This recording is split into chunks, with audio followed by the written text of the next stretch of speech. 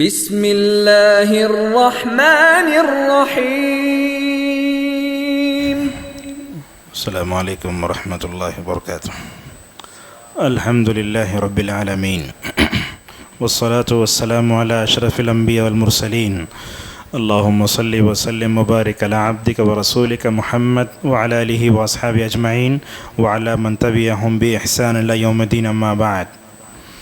قال اللہ تعالی فی اواخر سورة الانبیاء اعوذ باللہ من الشیطان الرجیم من حمزه ونفخه ونفسه وما ارسلناک الا رحمة للعالمین۔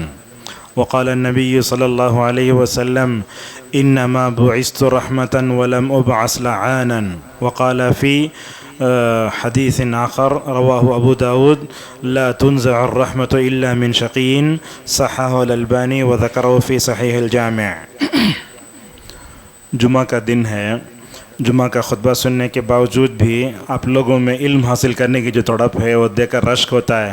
اللہ تبارک و تعالیٰ سے ہماری دعا ہے اللہ تعالیٰ اس پرفتن دور میں ہمیں علماء سے جڑنے اور علم نافع عمل حاصل کرنے کی ہم سب کو توفیق عطا فرمائے۔ معزز حاضرین، جس مہینے سے ہم گزر رہے ہیں یہ مہینہ ربیع الاول کا ہے۔ ماشاءاللہ رسول صلی اللہ علیہ وسلم کی سیرت کے مختلف پہلو ہمارے سامنے آتے ہیں۔ انشاءاللہ 15-20 منٹ زیادہ سے زیادہ اگر درس ہوا تو آدھے گھنٹے میں، اس کے اندر ہم جو ہے اپنے موضوع کو سمیٹنے کی کوشش کریں گے۔ اگر میں اپنے درس کا عنوان اگر شعر کی شکل میں پڑھوں تو ایسے ہوگا وہ نبیوں میں رحمت لقب پانے والا، جیسا کہ مشہور شعر ہے۔ تو آج کے درس میں ہم آپ کے سامنے بتائیں گے کہ نبی صلی اللہ علیہ وسلم کی مختلف حیثیتیں ہیں۔ آپ کے اوصاف میں اور آپ کے ناموں میں ایک نام آتا ہے رحیم۔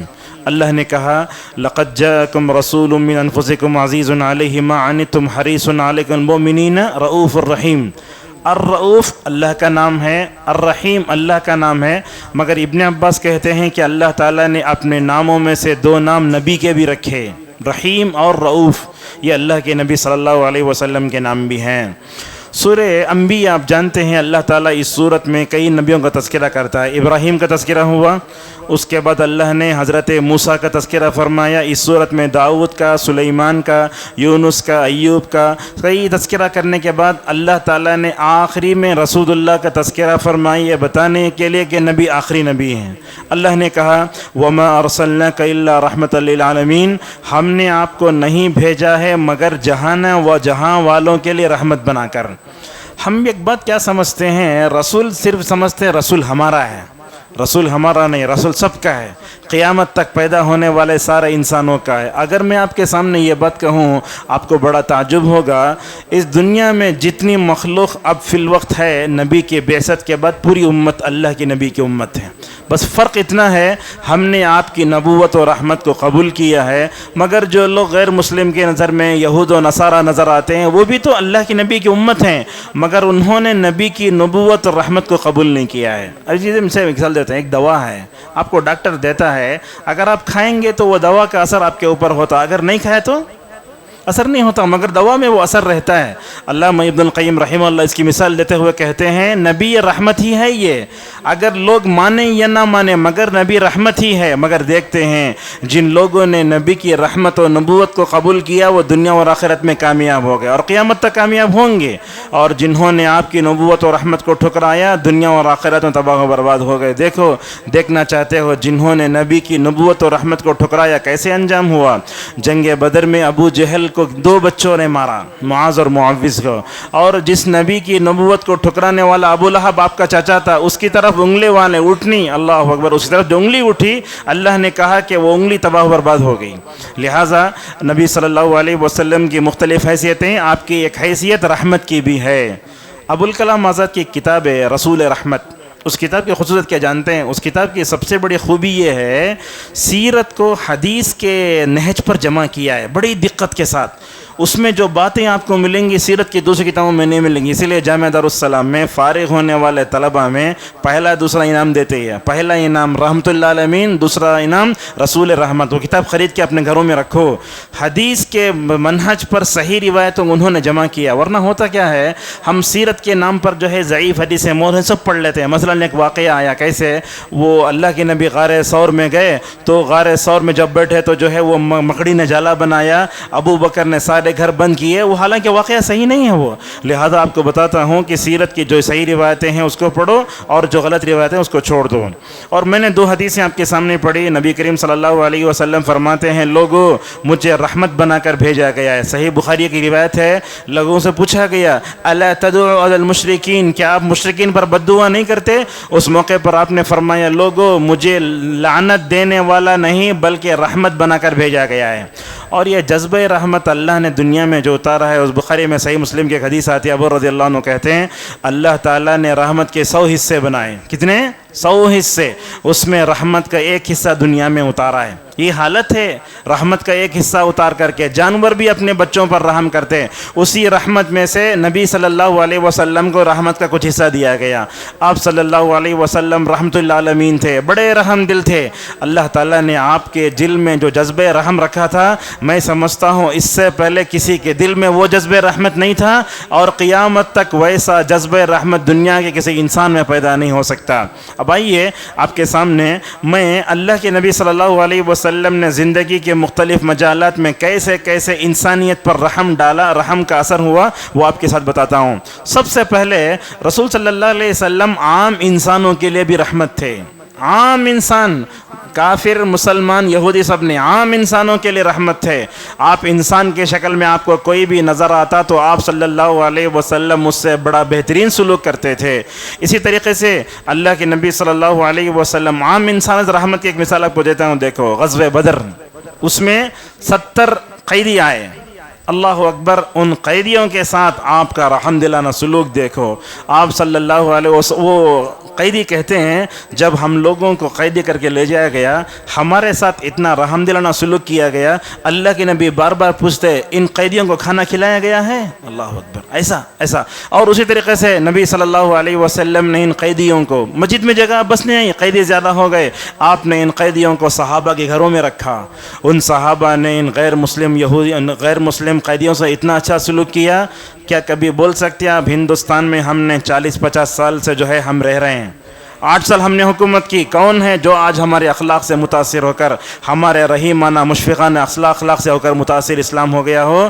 صحابہ کے گھروں میں جب مشرکین کو قیدی کو بنا کر رکھا گیا، صحابہ کا اتنا اچھا حسن سلوک، ماشاءاللہ پورے قیدی مسلمان ہو گئے. تو اس طریقے سے اللہ کے نبی صلی اللہ علیہ وسلم عام انسانوں سے بڑا اچھا سلوک کرتے تھے. اسی لیے اللہ کے نبی صلی اللہ علیہ وسلم ایک بات بولتے ہیں خیر الناس انفعهم للناس، لوگوں کے لیے نفع بخش بنو. آپ نے نہیں کہا مسلمانوں کے لیے، سارے انسانوں کے لیے ہمیں پیکر رحمت بننا چاہیے. اور یہ ربیع الاول کا سب سے بڑا پیغام یہ ہے ہم ساری انسانیت کے لیے رحمت بنے. کیسے؟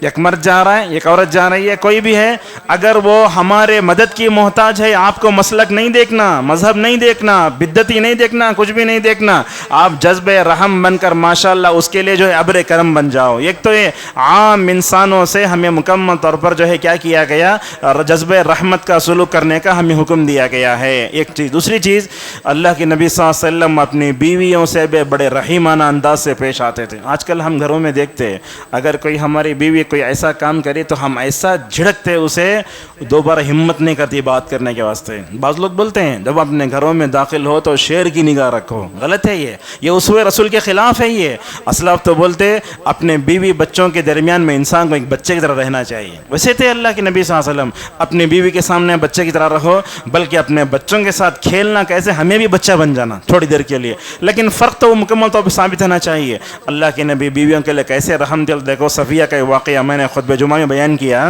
ایک سفر سے واپس ہو رہے تھے رسول صلی اللہ علیہ وسلم. اس موقع پر اللہ کے نبی صلی اللہ علیہ وسلم نے اپنی بیوی صفیہ رضی اللہ عنہا کو ایک کمزور جانور پر بٹھا دیا تھا. سارے لوگ صحابہ سب جو ہے پورے جلدی آ گئے. آپ مدینہ پہنچ کر مدینے کے باہر کھڑے ہو کر اپنی بیوی کا استقبال کرنے جا رہے ہیں. کہاں میری بیوی نہیں آئی؟ آہستہ اونٹ آیا، دیر سے آیا. آپ نے استقبال کرنے کے لیے مدینے میں جب کھڑے ہوئے، جیسے ہی صفیہ مدینے میں داخل ہوئے رونے لگی. اللہ کے نبی نے پوچھا کیوں روتی ہو؟ آپ نے یہ نہ تھپڑ مارے نہ کچھ کیا. کیسے رحیمانہ سلوک. دیکھو صفیہ رضی اللہ عنہ کے ساتھ آپ جا کر آنسو پہنچ رہے ہیں. کبھی اس سنت پر عمل بھی ہونا. بیوی رو رہی آنسو پوچھو اور اللہ تعالیٰ سے بولو اے اللہ میں نے آج ایک سنت ادا کی جو نبی کریم صلی اللہ علیہ وسلم. اب اللہ کے نبی خاموش رہنے کی بار بار تاکید کرتے. پوچھا رونے کا ریزن کیا ہے؟ تو صفیہ کہنے لگی یا رسول اللہ آپ تو تیز جانے والے اونٹوں پر چلے گئے, مجھے ایسے کمزور اونٹ پر آپ نے سوار کیا ہے. لہٰذا اس حدیث میں ایک بات یہ بھی معلوم ہوتی ہے, جب عورتوں کو ہم لے جاتے ہیں بٹھاتے ہیں بڑے اچھے انداز سے بٹھانا چاہیے. دیکھو اللہ کے نبی کیسے رحیمانہ سلوک کر رہے ہیں. صفیہ رضی اللہ عنہ کو اونٹ پر بیٹھنے نہیں ہو رہا ہے. اگر ہم اپنی گاڑی کھڑا کر کے بیوی کو پیچھے بٹھائے بیٹھنے نہیں تو بولتے تمہارے امی ابا یہ سکھائے کیا, ایسا بولتے نہیں ہونا چاہیے. اللہ کے نبی کیا کر رہے ہیں, اپنا پیر دے رہے ہیں, اس پیر پر رکھ کے چڑھ جاؤ. اللہ اکبر, کیا قربان جاؤ ان اخلاق پر. اللہ کے نبی کیسے اپنے مطلب بیویوں کے لیے بڑے رحم دلانا تھے. کبھی آپ صلی اللہ علیہ وسلم نے کسی بیوی کے ساتھ غلط انداز سے بات نہیں کی. کبھی کبھی کیا ہوتا ہے ہماری بیویاں غلط ہو گئی تو ہم کیا کرتے ہیں ان کے امو ابو گالی دیتے ہیں, یا یہ گناہ کبیرہ ہے. یہ کیا تمہارے امی ابا یہ پالے یہ کر کے بھیجے؟ نہیں, اللہ کے نبی نے کیا فرمایا, ماں باپ کو گالی دینا گناہ کبیرہ ہے. پوچھے کیسے ماں باپ گالی دینا گناہ کبیرہ ہے؟ وہ اس کے ماں باپ گالی دیتا, وہ اس کے ماں باپ گالی دیتا. بہرحال مثالیں بہت ہو سکتی ہیں. اللہ کے نبی صلی اللہ علیہ وسلم بیویوں کے ساتھ بڑی رحمدلانہ سلوک کرتے تھے. واقعہ میں آپ کے سامنے بیان کرنا چاہتا ہوں.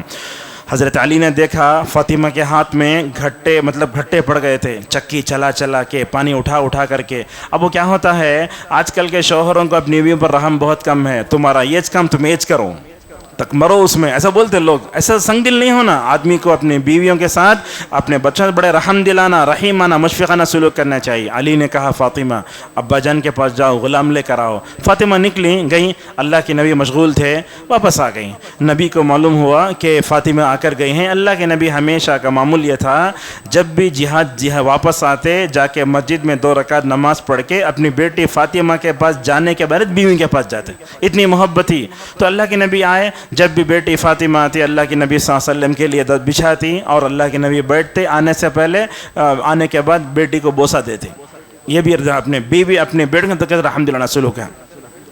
پوچھا کس مقصد سے آئے تھے؟ بولنے کہ یا رسول اللہ دیکھو یہ ہاتھ میں گھٹے پڑ گئے کام کر کے پانی اٹھا کر کے. اس موقع پر آپ نے علی کو نہیں ڈانٹا.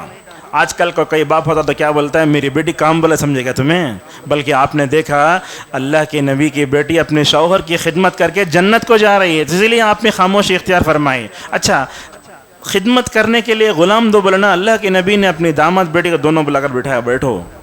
پوچھے خادم, اللہ کے نبی بولتے ہیں سوتے وقت سبحان اللہ الحمدللہ اللہ اکبر پڑھو. اس میں کیا ہے تعلق؟ میں نے کئی درسوں میں یہ بات کہہ دی ہے, انشاءاللہ وہ دیکھ سکتے ہیں آپ یوٹیوب وغیرہ میں. اللہ کے نبی سے خادم مانگے تو اللہ کے نبی نے کیا کیا, ان کو تسبیحات پڑھنے کا حکم دیا. یہ تجربہ علامہ ابن تیمیہ رحمہ اللہ نے لکھا ہے. وہ تجربہ کیا ہے, انسان جب تھکتا ہے تھکان کو دور کرتا ہے اللہ کا ذکر. تھکان کو دور کرتا ہے کون؟ اللہ کا ذکر. ایک دوسرا یہ ہے انسان کی جو انرجی چلی جاتی ہے وہ انرجی ORS پینے سے نہیں آتی, ڈرپ چڑھانے سے نہیں آتی, اللہ کے ذکر سے آتی ہے.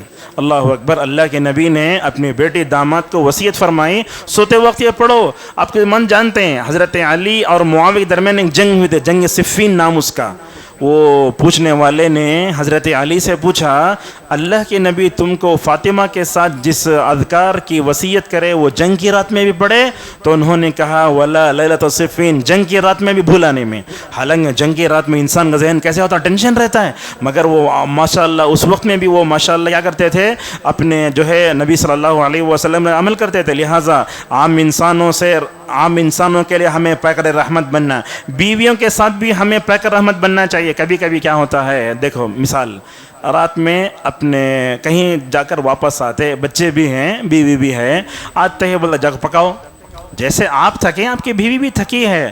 رحم دلانا سلوک کا تقاضا یہ ہے کہ باہر سے کھانا لے لو, مگر اسے عادت نہیں بنانا چاہیے. بعض عورتیں آج کل ایسی ہوتی ہیں کھانا بناتے ہیں 3 وقت بھی مارکیٹ سے لاؤ, یہ بھی غلط ہے. لہٰذا کبھی رحم دلانا سلوک ہونا چاہیے. دیکھو اگر کبھی درد میں اگر سر میں درد آیا تو کبھی دبانا, کبھی وہ کرنا, کبھی اس طریقے سے. اور اس طریقے سے رسول اکرم صلی اللہ علیہ وسلم گنہگاروں سے بڑا اچھا سلوک کرتے تھے. ہمارا نوجوان بھی آتے ہیں مسجد میں, گنہگار 2 طرح کے ہوتے ہیں. ایک گنہگار جاہل ہوتا ہے, ایک گنہگار پڑھا لکھا ہوتا ہے. اللہ کے نبی دونوں سے الگ الگ سلوک کرتے تھے. دیکھو ہمارے پاس ہوتا کیا ہے, ممبر خطیب پر چڑھ جاتا, برستا, بس ایسا برستا, وہ یہ بھی نہیں دیکھتا کون جاہل ہے کون جو ہے پڑھا لکھا ہے, ہم دونوں کو ایک ہی طرف سے ہینڈل کرتے ہیں. یہ غلط ہے. یہ اللہ کے نبی صلی اللہ علیہ وسلم گنہگاروں سے کیسے سلوک کرتے ہیں, واقعہ اڑا دیتا ہے. حضرت ابو امامہ الباہلی رضی اللہ عنہ کہتے ہیں اللہ کے نبی صلی اللہ علیہ وسلم کے زمانے میں قریش کا ایک نوجوان زنا کی اجازت مانگنے کے لیے رسول اللہ کے پاس آیا. اگر آپ لوگ بیٹھے ہوئے ہیں, اگر کوئی اٹھ کر کہے مولوی صاحب مجھے زنا کی اجازت دو, میں سب کے سامنے تھوک ڈالوں گا اسے, موٹی زبان میں بولے تو.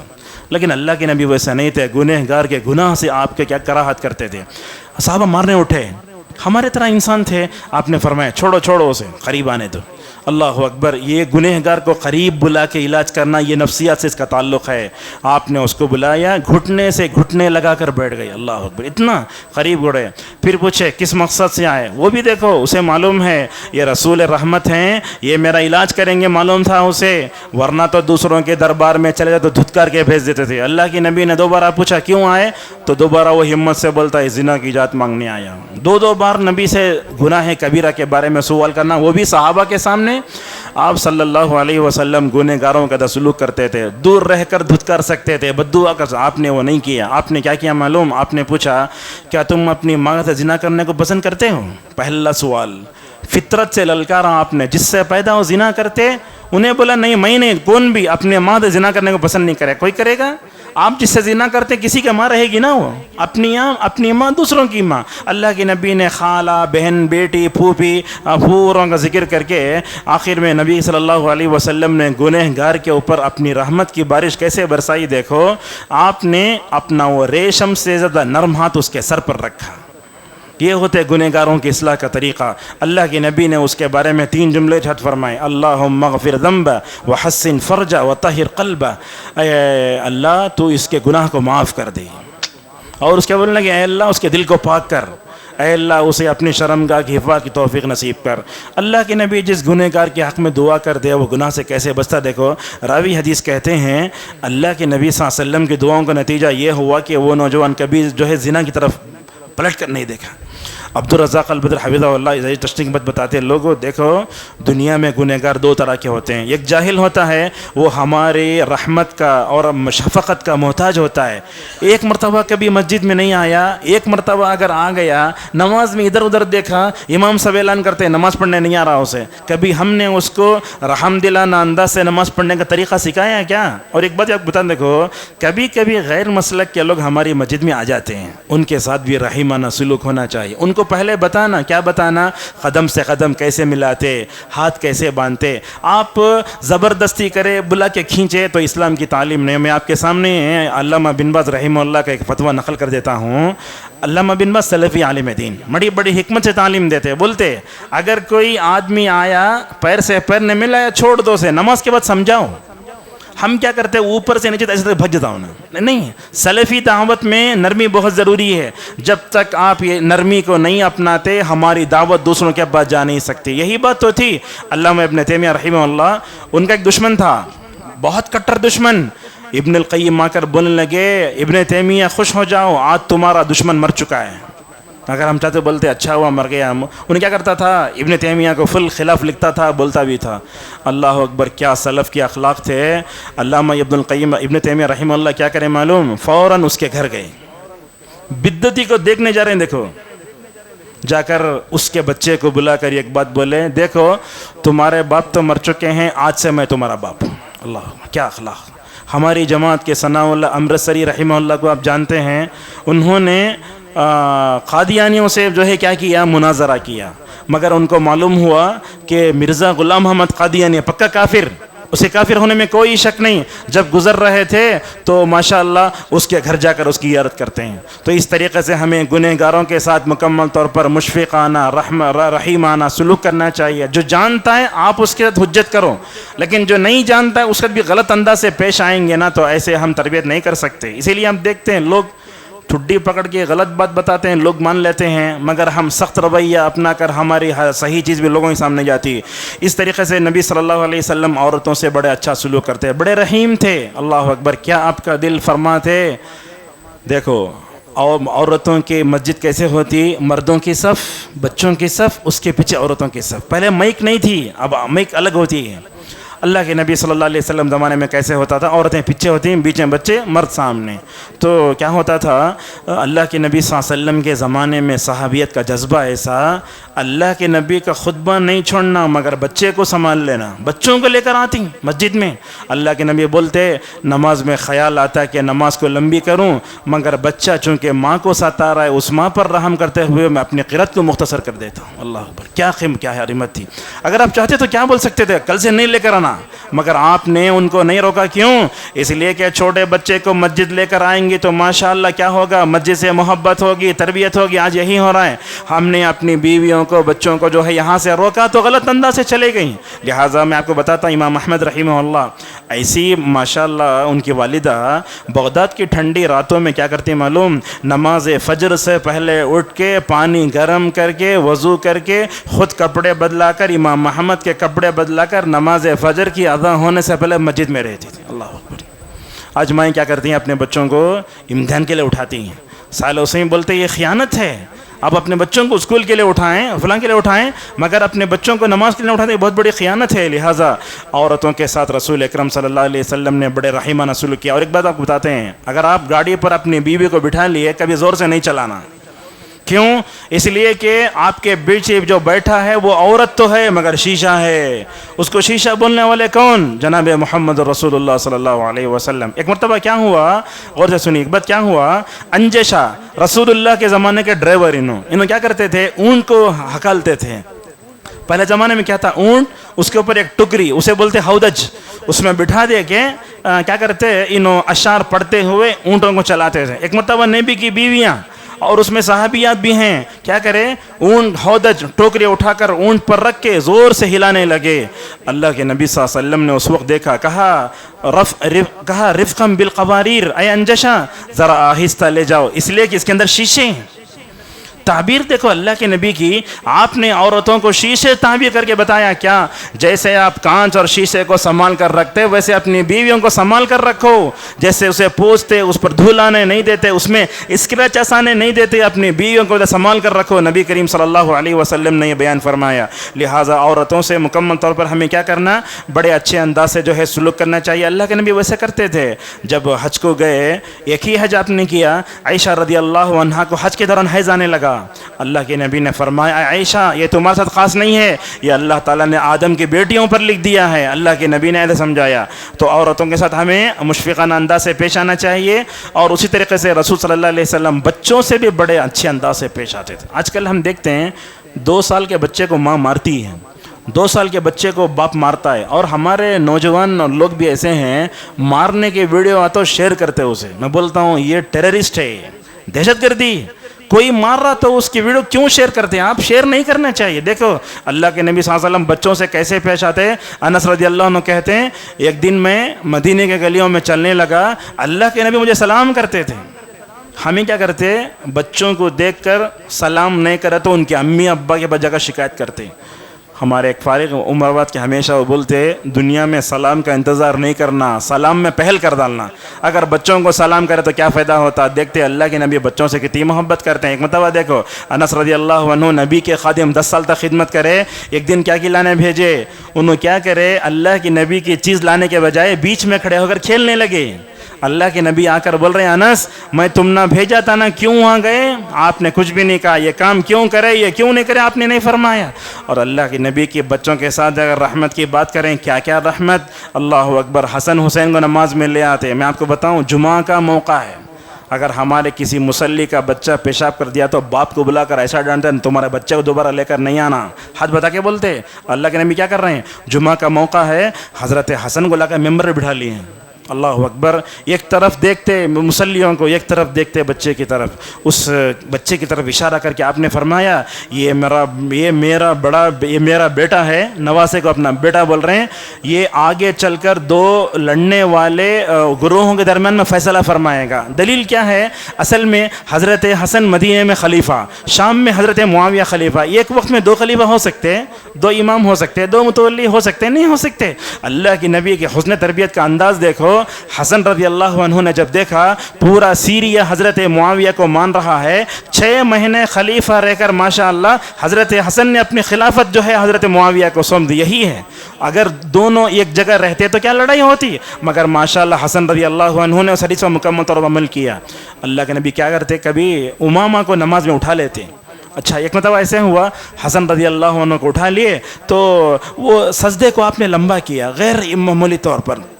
صحابہ نے پوچھا یا رسول اللہ کیا بات ہے، آپ نے سجدے کو لمبا کیا؟ تو فرمانے لگے اصل بات یہ ہے حضرت حسن نماز میں جو ہے چڑھ گئے تھے اوپر، ان کو کھیلنے کا موقع دیا میں. اللہ اکبر. اس طریقے سے رسول صلی اللہ علیہ وسلم بچوں سے بڑے اچھے انداز سے پیش آتے. ایک مرتبہ ایک چھوٹے صحابی ہیں، ایک جگہ جا کر انگور کی بیل تھی نا، وہ پتھر مار کر انگور کھائے. تو کیا ہے، وہ انگور کا جو مالی ہے صحابی پکڑ کر چھوٹے بچے کو نبی صلی اللہ علیہ وسلم کے سامنے لائے. آپ نے کیا فرمایا، معلوم اس بچے سے، دیکھو بیٹے انگور نیچے گر گیا تو کھا لے، مار کے مت کھاؤ. اللہ اکبر. کیا تربیت ہے. یہ سب چیزیں ماشاءاللہ مصنف ابن ابی شیبہ میں مل جائیں گے آپ کو. اللہ کے نبی صلی اللہ علیہ وسلم بچوں سے اتنی محبت کرتے تھے. ایک مرتبہ اسامہ بن زید کو ایک ران پر بٹھا لیں اور ایک ران پر حسن کو بٹھا لیں. قریے میں رہنے والے اقرا بن حابس آئے جن کے 10 بچے تھے. انہوں نے رسول اللہ کو دیکھا تو چوم رہے ہیں. اللہ کے نبی کبھی ان کو چوم رہے ہیں کبھی ان کو چوم رہے ہیں. اور چومنے کا انداز بھی کیا معلوم، کبھی کبھی ایسا ہوتا حسین کی جیب کو نبی پکڑ لیتے، پکڑ لے کے کھینچتے. کیا محبت، کیا محبت دیکھتے. تو اقرا بن حابس نے کہا یا رسول اللہ 10 بچے ہیں، آج تک میں نے کسی کو چوما نہیں ہے. اس موقع پر نبی نے فرمایا دیکھو جسے بچپن میں رحم نہیں ملتا وہ دوسروں پر رحم نہیں کرتا. اور آپ نے اس موقع پر یہ بھی کہا اللہ تعالیٰ تمہارے دل سے جذب رحمت کو نکال دو تو میں کیا کروں. تو بچوں کے ساتھ رحم دلانا سلوک ہونا چاہیے. آپ نے کیا فرمایا، دیکھو 7 سال کے ہو جائیں تو نماز کا حکم دو، 10 سال کے ہو جائیں تو مارو. سلیمان روحیلی حفظہ اللہ اس حدیث تشریح میں کہتے ہیں اگر ہوم ورک کرا تو نہیں مارنا اسے، نماز پچ مارنا خالی. اس حدیث میں حفظ میں پڑھانے والوں کے لیے تنبیہ یہ ہے وہ اپنے بچوں کو زیادہ نہ ماریں. آج کل تو ایسے ہوتا ہے چھوٹی چھوٹی بات پر ایسا مارتے ہیں شعبہ حفظ میں بچے بھگ آ جاتے ہیں. اسی لیے دیکھو زمانہ جیسے جیسے ترقی کر رہا ہے قانون آ گیا کسی پر ہاتھ نہیں اٹھانا. اور اللہ کے نبی کی تربیت بھی ایسی، نبی اپنے گھر میں یہ کوڑا لگا کے رکھے تھے، کبھی ہاتھ میں نہیں لیے. جیسے عائشہ رضی اللہ عنہ بولتی ہیں اللہ کے نبی نے اپنے زندگی میں کسی خادم کو، کسی عورت کو، کسی پر ہاتھ نہیں اٹھایا. اللہ اکبر. ہمیں سالن ذرا نمک زیادہ ہوا ایسا مارتے ہیں، کبھی سالن اٹھا کے منہ پہ پھینک دیتے ہیں. کبھی آپ سوچتے ہیں آپ کی بیوی اس سالن کو بنانے کے لیے کیا مشکلات پڑتی ہیں، کبھی دیکھنا بھی چاہیے. اس طریقے سے جانوروں کے ساتھ بھی آپ کا حسن سلوک. ایک مرتبہ کیا کرے وہ پرندوں کے بچے صحابہ اٹھا لائے. آپ یہ نہیں چاہتے تھے پرندوں کی ماں اور پرندوں کے بچوں میں تفریق ڈال دیں. آپ نے فرمایا جہاں سے اٹھا لائے وہاں جا کر رکھ دو. اور آپ نے پرندوں کے بارے میں، جانوروں کے بارے میں کیا کیا فرمایا، کہا دیکھو کسی بھی جانور کو نشانہ نہیں بنانا چاہیے، چاہے مینڈک کو کوئی بھی ہو. اور آپ صلی اللہ علیہ وسلم نے جانوروں سے رحمت کا کیسے سلوک سکھایا. ایک جانور کے سامنے دوسرے جانور کو ذبح نہیں کرنا. وجہ تھا اللہ کے نبی صلی اللہ علیہ وسلم جمادات کے لیے بھی نبی تھے. ایک دن ایک اونٹ رسول اللہ کے پاس شکایت کرنے لگا، بخاری کی حدیث ہے، شکایت کرنے لگا. تو بولا میرا جو ہے کیا ہے بولتے میرا جو مالک ہے مجھے چارہ نہیں دیتا. اللہ اکبر. نبی کی رحمت کیسی تھی معلوم، اللہ کے نبی اس اونٹ کے پیٹھ پر ہاتھ رکھتے ہیں رونا ختم کر دیتا ہے. اسے بھی معلوم کہ یہ نبی جو ہے میرے لیے رحمت بن کر آیا. یہی تو ہوا جانوروں کے ساتھ سلوک کیا تھا وہ آپ کو بتاتے ہیں. اللہ کے نبی صلی اللہ علیہ وسلم پہلے ممبر پر کھڑے ہو کر خطبہ دیتے تھے. آپ کے سامنے ایک ٹہنی تھی نا، جانتے نا، اسے حنین الجزع کہتے ہیں. ایک عورت نے نبی کے لیے ممبر بنوایا، ایک اکیلی عورت نے ممبر بنایا، ممبر لا کر رکھا گیا. اللہ کے نبی نے اس موقع پر ممبر جب بن گیا تو ٹہنی کو آپ نے پکڑنا چھوڑ دیا. روایتوں میں جابر رضی اللہ عنہ کہتے ہیں جب اللہ کے نبی صلی اللہ علیہ وسلم اس ٹہنی کو پکڑ کے خطبہ دیتے تھے، ٹہنی پر بھی آپ کا اثر ہوتا تھا. اس ٹہنی کو پکڑ کر خطبہ دینا چھوڑ دیا تو رونے لگی وہ. جابر رضی اللہ عنہ کہتے ہیں 10 مہینے کی حاملہ اونٹنی جیسے روتی ویسی آواز بلند ہونے لگی پورے اس میں. تو اللہ کے نبی صلی اللہ علیہ وسلم ممبر سے اترے، آپ نے اس ٹہنی کو گلے سے لگا لیا. آپ نے اس موقع پر فرمایا تھا اگر میں اسے اپنے سینے سے نکلا قیامت تک روتی. جانوروں کے ساتھ نبی صلی اللہ علیہ وسلم کا سلوک ایسے تھا، کبھی آپ نے جانوروں کو داغنے سے منع فرمایا، مارنے سے منع فرمایا۔ ایک صحابی تھے ابو مسعود جو اپنے جانور کو مار رہے تھے، پیچھے جا کر نبی نے کہا ابو مسعود، اتنا ہی سننا تھا۔ ابو مسعود رسول اللہ کی بارو آواز کو سن کر خاموش ہو گئے، ان کے ہاتھ سے بیلٹ گر گئی۔ آپ نے فرمایا ابو مسعود یاد رکھو، اس جانور پر تم جتنی قدرت ہے اللہ تعالیٰ اس طرح قدرت تم پر رکھتا ہے۔ ابو مسعود بولے اس کے بعد کسی جانور کو نہیں مارا میں، اور بولتے ابو مسعود رضی اللہ عنہ سے نبی صلی اللہ علیہ وسلم اگر اس غلام کو تم آزاد نہیں کرتے تو کیا ہوتا، تم کو جہنم کی آگ چھوتی۔ اسی طریقے سے دشمنوں کے ساتھ بھی آپ بڑے اچھے انداز سے پیش آتے ہیں۔ سمامہ بن نوسال بنو حنیفہ قبیلے کے، بنو حنیفہ کے وہ سردار، مسجد نبوی کے ستون سے لا کر باندھ دیا گیا تھا۔ 5 منٹ میں انشاءاللہ اپنی بات کو سمیٹتے ہیں۔ بنو حنیفہ کے سردار مسجد نبوی کے ستون سے لا کر باندھ دیا گیا تھا۔ اللہ کے نبی ان کے پاس جاتے بولتے دیکھو یہ سردار ہے، اس سے اچھا انداز سے پیش آنا۔ ہر دن نبی آتے جاتے ماشاءاللہ مسلمان ہو گئے۔ ان کے مسلمان ہونے سے کئی لوگ مسلمان ہوئے۔ دشمنوں سے بھی آپ کا سلوک دیکھو، فتح مکہ 13 سال تک جنہوں نے آپ کے ناک میں دم کیا، اگر چاہتے تو ٹکڑے ٹکڑے کر سکتے تھے۔ آپ نے ان سے پوچھا کیا تم جانتے ہو کہ محمد کیا کرنے والے ہیں؟ بولنے لگے دیکھو یوسف نے اپنے بھائیوں کو جیسے معاف کیا ویسے آپ معاف کریں گے۔ اللہ کے نبی نے کہا چلو میں تم کو معاف کرتا ہوں۔ دشمنوں کمزوروں کے ساتھ اللہ اکبر، ہمارے ساتھ کیا ہوتا، جو آدمی کمزور رہتا ہمیں اسے گرا کر دیکھتے۔ ایک جنگ میں کمزور لوگ آ گئے، آپ نے فرمایا لوگوں دیکھو طاقتوروں کی وجہ سے اللہ کی کامیابی نہیں آتی، کمزوروں کی وجہ سے آتی۔ انما ترسلون ترزقون بضعفائکم۔ اور خادموں کے ساتھ آپ کا سلوک کیا؟ انس رضی اللہ عنہ سے کیسا سلوک تھا آپ کا؟ اللہ کے نبی صلی اللہ علیہ وسلم اس بچے کو کتنا چاہتے تھے۔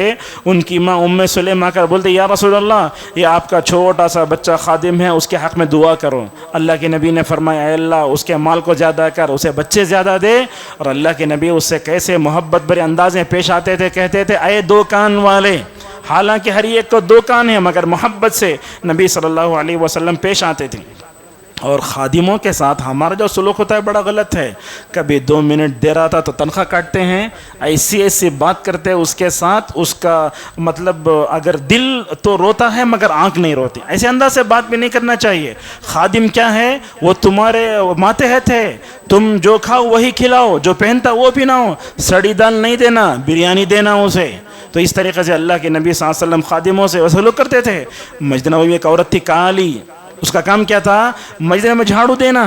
اللہ کے نبی صلی اللہ علیہ وسلم کے صحابہ مر گئی، اللہ کے نبی کو بولا وہ جا کے دفن کر ڈالے، پوچھے کہاں عورت نظر نہیں آ رہی؟ آپ نے فرمایا یا رسول اللہ انتقال کر چکی۔ دیکھو مسجد نبوی کے ادنا سے خادم کا درجہ کتنا تھا۔ اللہ کے نبی نے فرمایا دلونی علی قبرہا، قبر بتاؤ، قبر پر جا کے نماز پڑھ رہے ہیں۔ ہمارے پاس وہ خادم اگر دیر آیا 1 ہفتہ تنخواہ کاٹ دیتے ہیں، ایسا نہیں ہونا چاہیے۔ اس طریقے سے مریضوں کے ساتھ اللہ اکبر، آپ کی رحمت، آپ نے بیمار جب ہوتے لوگ، آپ نے یہ نہیں دیکھا یہ بدعتی ہے، یہ کافر ہے، یہودی ہے۔ یہ ایک یہودی غلام تھا آپ کی جو خدمت کرتا تھا، وہ بیمار ہو گیا۔ اللہ کے نبی، انسان بیمار ہوتا ہے تو اس کا دل نرم ہو جاتا۔ دیکھو اگر آپ کا دل سخت ہوا کبھی قبرستان جاؤ دل نرم ہو جاتا۔ اگر آپ دل کو نرم کرنا چاہتے ہیں کبھی چلے جاؤ ہسپتال کو، وہاں کے کر رہنے کی آوازیں، وہاں جو مریضوں کی حالتیں ہوتی ہیں دیکھ کر دل نرم ہو جاتا ہے۔ اللہ کے نبی صلی اللہ علیہ وسلم اس کے بعد عیادت کو گئے۔ جیسے عیادت کو گئے، جانے کے بعد اللہ کے نبی سرانے بیٹھ گئے۔ اللہ کے نبی کیا کرتے، مریضوں سے اتنا اچھا سلوک کرتے۔ سعد رضی اللہ عنہ کہتے ہیں اللہ کے نبی آ کر میرے پیشانی پر، میرے ہاتھ پر، میرے پیٹھ پر ہاتھ پھیرتے، اس کا بڑا اچھا اثر ہوتا ہے، آدھا مریض اچھا ہو جاتا ہے۔ اللہ کے نبی صلی اللہ علیہ وسلم اس یہودی غلام کی عیادت کرنے جا رہے ہیں، آپ نے اس پر اسلام پیش کیا، مسلمان ہو جاؤ۔ وہ بیٹا کیا تھا، باپ کی طرف دیکھنا، باپ تھا وہاں۔ اور یہودی کیا کرتے ہیں، رسول اللہ کو ابو القاسم بولتے ہیں، اللہ کے رسول کے بڑے بیٹے کنیت۔ اس نے کہا اتے ابو القاسم، ابو القاسم کی بات مان لو۔ اللہ اکبر، حالت مریض میں جا کر عیادت کرے یہودی کی لڑکے کی، مسلمان ہو گیا۔ اللہ کے نبی کے خوشی کے ٹھکانے نہیں۔ اللہ کے نبی کہتے ہیں الحمدللہ الذی انقذہ بہ من النار، اے تمام تعریفیں اللہ کے لیے ہیں جس کی وجہ سے اللہ تعالیٰ نے میرے جیسے اس بچے کو نار جہنم سے بچا لیا۔ یہ بخاری کی روایت، مسند احمد کی روایت میں آتا ہے وہ بچہ بیمار ہوا، نبی نکلے، اللہ اکبر، اس کی روح پرواز کر گئی۔ دیکھو اللہ کے نبی صلی اللہ علیہ وسلم اس میں رہتے تھے کہ کیسے میں مریضوں کی مکمل طور پر جو ہے تیمارداری کروں۔ ہمارے پاس ہوتا کیا ہے، ہم دیکھتے اگر انہیں مالدار ہوا تو جاتے، غریب ہے تو نہیں جاتے۔ نہیں، کوئی بھی ہو، غیر مسلم کوئی بھی، ہر ایک کی عیادت کرو۔ اور اسی طریقے سے شہداء کے ساتھ بھی آپ صلی اللہ علیہ وسلم بڑی رحم دلانہ پیش آتے تھے۔ حضرت جعفر بن ابی طالب رضی اللہ عنہ کا غزوہ موتہ میں انتقال ہوا، 3 صحابہ شہید کر دیے گئے، اللہ کے نبی کے چاچا کے بیٹے۔ تو اللہ کے نبی صلی اللہ علیہ وسلم حضرت جعفر رضی اللہ عنہ کے گھر جاتے ہیں، جا کر بولتے ہیں، ان کی بیوی سے بولتے، دیکھو جعفر کو میں دیکھتا ہوں کہ وہ اپنے دونوں پروں سے آسمان میں اڑ رہا ہے۔ اللہ کے نبی یہ کرتے، اور جعفر بن ابی طالب کے چھوٹے چھوٹے بچے، عبداللہ نام ان کا، اللہ کے نبی وہ چھوٹے بچے کو بلا کر چومنے لگے۔ دیکھو جب انتقال ہوتا ہے تو اللہ کے نبی کیا کرتے ہیں، آج کل ہم دیکھتے ہیں لوگ اگر بیمار ہوتے ویڈیو کال کرتے، مر گئے تو میت کے پاس جا کے ویڈیو کال کر کے میت کو بتاتے ہیں۔ یہ غلط بات ہے، آپ غریب ہو، امیر ہو، مؤذن ہو، امام ہو، ہر ایک اچھے سے پیش آنا چاہیے۔ آج کے درس کی آخری بات ہے، ہمیں غیر مسلموں کے ساتھ بھی حسن سلوک کرنا چاہیے۔ آپ دیکھتے ہیں ملک ہندوستان میں حالات خراب ہو رہی ہیں اس وقت، ہم بول رہے ہیں کیا ہو رہا ہے، خالی ہمارے اوپر ظلم ہو رہا ہے، ہمارے خلاف ہو رہا ہے۔ مکی دور میں اللہ کے نبی کیسے تھے، اللہ اکبر، آپ کے اخلاق کیسے، انہوں نے اللہ کی نبی کی نبوت کو قبول نہیں کیا مگر آپ کے اخلاق پر کبھی حملہ کیا۔ تو یہ وقت ہے ہم غیر مسلموں کے دلوں کو جیتنے کا۔ کتنے لوگ آتے، کتنے مرتبہ ہم دیکھتے کافروں کو، یہودیوں کو، سب کو اپنے اخلاق سے دل جیتو۔ ابو بکر رضی اللہ عنہ ایک دن مکے سے پریشان ہو کر نکلے، کہاں جانے کے لیے، میں چلے آتا ہوں باہر۔ ابن الدغنہ سردار آ کر بولا، مثلک لا یخرج ولا یخرج، اے ابو بکر تم مکے کا بہترین سرمایہ ہو، اپنی مرضی سے جا بھی نہیں سکتے، کوئی تم کو نکال بھی نہیں سکتا۔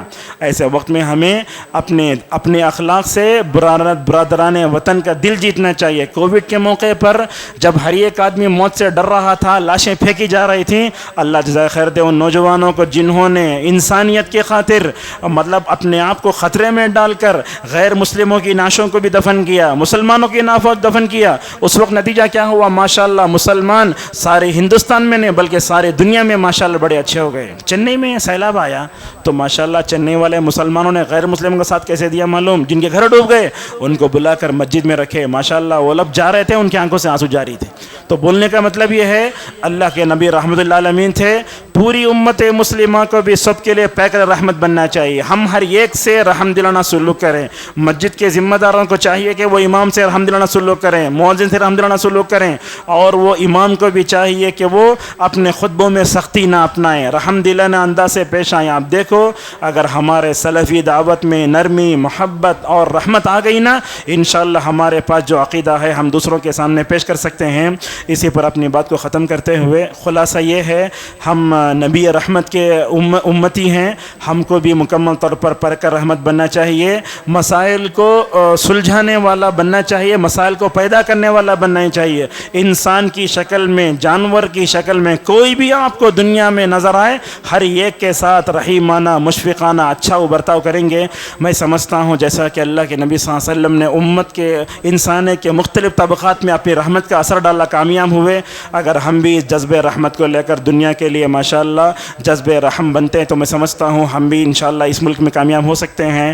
آپ تمام لوگوں کا منتظرین مجید کا شکریہ ادا کرتے ہوئے اللہ سے دعا کرتا ہوں، اللہ تعالی ہم سب کو نبی رحمت کی امت میں جو پیدا فرمائے، اللہ تعالی ہم سب کو دوسروں کے ساتھ پیکر رحمت بننے کا توفیق عطا فرمائے۔ اللہ تعالی ہم سب کو زندگی کے مختلف مجالات میں، مختلف میدانوں میں ہر ایک کے ساتھ رحیمانہ، مشفقانہ اور مہربان برتاؤ کرنے کی توفیق عطا فرمائے۔ اللہ تعالی تربیت میں ہم کو سختی چھوڑ کر اچھے رحم دلانہ انداز سے تربیت کرنے کی توفیق عطا فرمائے۔ وآخر دعوانا الحمدللہ رب العالمین۔